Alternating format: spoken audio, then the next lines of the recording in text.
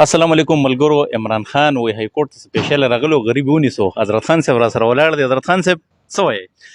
زړه مې هم خفه شو مثلا چې ګرفتار شو، خو دا دی چې څه کوي هغه به ریبې وایي که نه.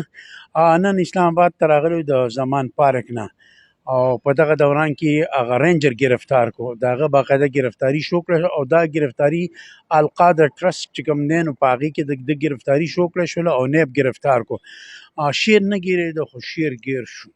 شعر مو په دوکه ګیر کوراله سرجي راو مو غوښتا غریب د لراغ دی ونیسو. نو داسې نو خبره خو دا وه که نه چې د خو داسې کول که نه چې مطلب چې زمان پارک کې پناه اخیستې او مطلب یو ځل دوه ځله درې ځله خلاص شو، خو دا اصل کې د هفتې په ورځ باندې ډېر سخته خبره کړې وه. هغه پته څه دي؟ او ماته هغه ویلی شي؟ نه زه نشم زه ویلی شم. هغه بېګا په یعنې پرون که تاسو به خیر وي نو SPR د هغې ډېر سخت مطلب تردید هم کړی، د ډېر سنګین غوندې کې الزامات لګوي. مطلب داسې نه دي په کار که نه په ادارو باندې. اوس لکه مثال شیر خو ګیر شو، اوس زما خیال نه دی چې دا به وځي. که داسې وکړو چې زما یو کیس نه به وځي بل ته، بل نه به وځي بل ته، لوبه اوس بدله شو. خو که موبایل ورته ورسېد او یو ټویټ یې وکړ سر نه ګورې پوره ملک په مجامي بیا. نو که ملک جام شي نو ملک به جام کړي. ما ته پته ده چې دوی به توړ پوړ هر څه به کوي، جام کوي به به یوه ورځ به تېره به شي که نه. نو دا خو به کېده. د عمران خان په دې پوه شوی چې ما نیسي، ما سره بل کار نه کوي، یا به ما نه اهله کوي یا به ما ګرفتاروي.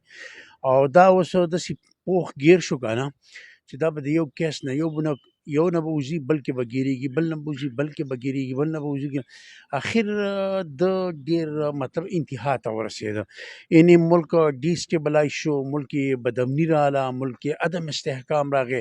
روزانه یعنې اوس یې د احتجاج کال ورکړی، چېرې زموږ احتجاج کال یې ورکړی چې 14 نه باقاعده د جلسو اعلان یې کړی دی 14 نه 14. اوس مطلب صورتحال ډېر زیات ګمبیر په دې شو.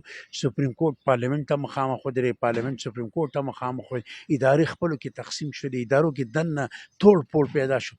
دا د ملک دپاره ډېر زیات نقصان دی. خو د چې بله ورځ کوم د هفتې په ورځ کوم تقریر کړو ډېر خطرناک و. هغه تقریر ولا نه پکار، هغه تقریر نه پکار. ګوره یو خبره ته کومه چې تاسو ته پته ده که نه چې دا ملک څنګه چلېږي، نور خو ته پته ده که نه، بس نور نه وایم. د پی ټی آی کارکنانو ته څه ویل غواړئ چې لیډر یې گرفتار شو؟ خو نو پی ټی آی ګوره یو خدا کوي چې دا د کوشش وکړي چې توړ پوړ نه ځان وساتي. ګوره دا قومي املاک ته نقصان دا د په دې باندې لکه دا د عوامو املاک دی، د عوامو املاک ته نقصان یا سرکاري املاک ده بیا په سرکاري دا ټیکس پیسه به په دې باندې بیا خرج کړي، یا ملک کمزوری کول. صبر او تحمل نه کار واخلي او د عدالتونو مخه دې وکړي، او عدالتونو په ذریعه باندې دي د نورو مخنیوي وکړي، او عدالتونو په ذریعه دي عمران خان چې کوم دی د خوشي کولو کوشش وشي. او ان شاء الله لیډر به راخلا شي ډېر زر. څوک خان کنه که دې تاسو به د خبرو عمل وکاله. یا یو خبره د کومه کنه مسله خو ډیره ګمبیره ده، او دا خبره ډیره زیاته خطرناکه شو. الله دې خیر کړي چې ملک کې امن راشي، او دا داسې نه چې دا ګرفتاری د ملک د نورم د عدم استحکام ذریعه جوړ شي، خلکو به سره خامخا همدردۍ زیاتېږي. یو خدای چې ډېر ظالم وي که ظلم د سره وشو که نه، بیا عوامو ټول همدردۍ نو تا سره نو د عوامو دې سره به د عوامو همدردۍ هغوی سره نور هم زیاتې شي، او هغه به نور هم پاپولر شي. ډېره مهرباني حضرت خان صاحب د وخت راکولو.